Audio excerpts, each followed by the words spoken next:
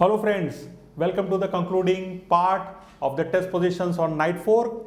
We start with a superposition, a combination between Petrosian and Spassky, both the former world champion. Petrosian is white and what do we see is double exchange down. Black has like two rooks here as compared to two minor pieces of white. But like Petrosian wins in style. He starts with bishop captures f7 check. This forces rook into f7.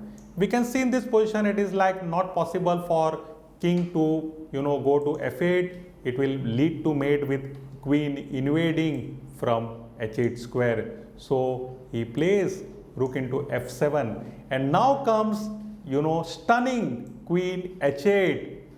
You must have guessed this move correctly. This move brings the king and other pieces in relation to knight square distance. So after king into h8, we see that there is, knight is able to capture on f7 with a check and also a fork.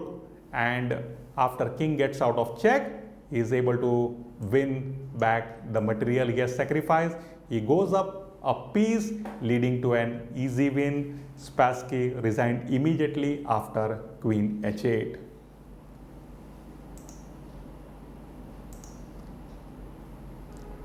Our next position is really fantastic and it shows how to bring about a knight 4. We see the white knight in a good position, black king exposed. This is a position from the game between Zonosko-Borovsky versus Price played at Ramsgate tournament of 1929. Here in this position, white started with an exchange sacrifice, rook into e5, and what is doing is like now threatening mate in 1 with queen h8 check.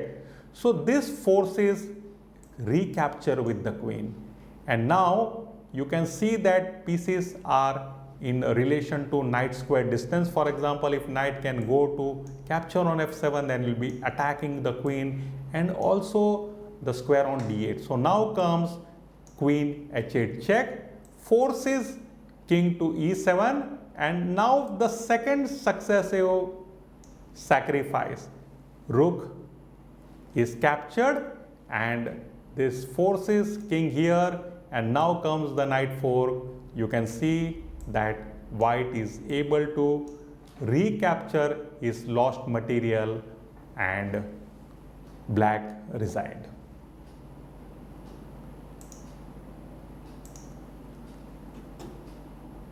Similar example from the game between Sleister and Mrs. with black to play.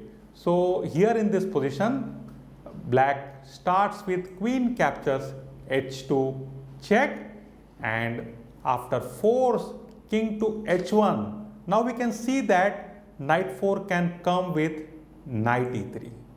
Okay, but you can see this square e3 is well guarded by the knight on d1 as well by the rook on g3. So how can black bring about a knight 4? Well, it starts with rook into d1, destroys, eliminates that defender on e3.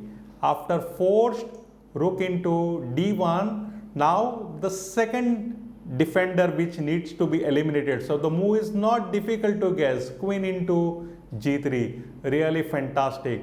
After knight into g3, what do we see? Knight e3 and a fork. Knight checks the king, attacks the unprotected queen on c4, also like is attacking the rook on d1, but well, he needs to recapture his lost queen, so he will play knight into c4, and you can see that after this capture, to rook and knight of means here both are equal, but in terms of pawn, black has 7 as compared to only 4 of white.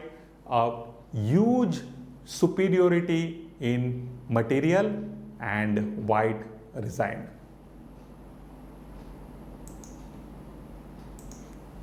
I hope your solving has been proper, you have been able to get all the variations properly. Now this position is from the game between Praful and Ayush, played at Keximet in 1927. It's like black to play and win, and we see black's pieces are in good position, like we have is rook on an open file, knight in a good position to come on f3, and then create a knight fork on the queen. He needs to bring the king in relation to that knight on f3. So after rook g1 check, and black gets out of check with king here to g2, there follows rook g1 check, and now this forces king has no escape. He cannot go to like f3 or h3. He can of course capture on g1 and also go to h2. We'll examine both the variations. So let us first see king into g1, then knight 4 comes with knight f3, checking the king and getting the queen on the next move. Let us examine rook d1 check, and what if king goes to h2? Well, in that case it's simple. Here just the move knight f3 creates a direct fork, and you can win the queen without any need for sacrificing your rook. Moving on, and here like you can see how to bring about a knight fork. Let us examine this. You can see like queen is exerting pressure, but in between there is a pawn on d4, and it does not appear how like queen can get an open line. But with the sacrifice here in this position, rook takes e5, exchange sacrifice, black is able to open up the line. This forces d takes e5, otherwise white will be behind in terms of material. Now comes queen into f2 check. This forces king to h1, and now imagine if like knight is there on f2, then it's a knight fork because it's a check to the king and also an attack on the queen, a double attack.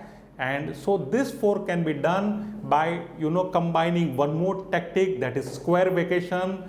Black needs to vacate the f2 square for his knight, and this he can do with a tempo gaining move. He can just play queen captures e1 check. It's vacated with a tempo gaining move. He's not worried, rook can capture this. But after this move he gets knight f2 with a check, on knight 4 knight checks the king and attacks the king queen, and after king gets out of check, he can play knight into d3. He has got an extra knight which forces resignation of white. We now conclude part 3 of the knight fork test position with a beautiful position from the game between Zukertort and English, played at London. It's white to play and win. And what do we see? Material is even on the board, and the dangerous passer of white on c7 is circled by black. Black is threatening to capture it with his like knight and queen giving support. He can also like bring further support with his king moving to d7, but it will need some time for black to capture the pawn. In the meantime, white found out a stunning move. He simply played queen b5 with a direct threat of promoting the pawn. For example, if now king comes and protects this, protects his queen, then a simple exchange, queen into c6, d into king into c6, and then d8 equals like queen. So to this move queen c5, which also like creates a pin here, black had no option. He had to play queen into b5, and now white goes ahead with promotion. d8 equals queen check to the king. This forces king to f7, and now what do we see? Second successive sacrifice, queen into e6 check. This forces again king into e6, and now white is able to recover back his queen with a knight 4, knight c7. This threatens a check to the king and at the same time wins back the queen. So after king to e5, knight into b5, leading to an easy win. White has an extra knight. He will be able to stop the a passer, outside passer of black and with his king and knight combined. Then knight, once it's free, will be able to make inroads to the king side and win the pawn of black, leading to an elementary win later on with a pawn promotion with one of his pawn. So this concludes our chapter on knight 4. I hope you have been able to solve these positions comfortably, have understood how this pattern recurs, how this tactic recurs, and will be able to use ideas in the game. I will be back with the next part of double attack, which is like double attack by other pieces excepting the knight. And till then, bye for now. See you in the next class.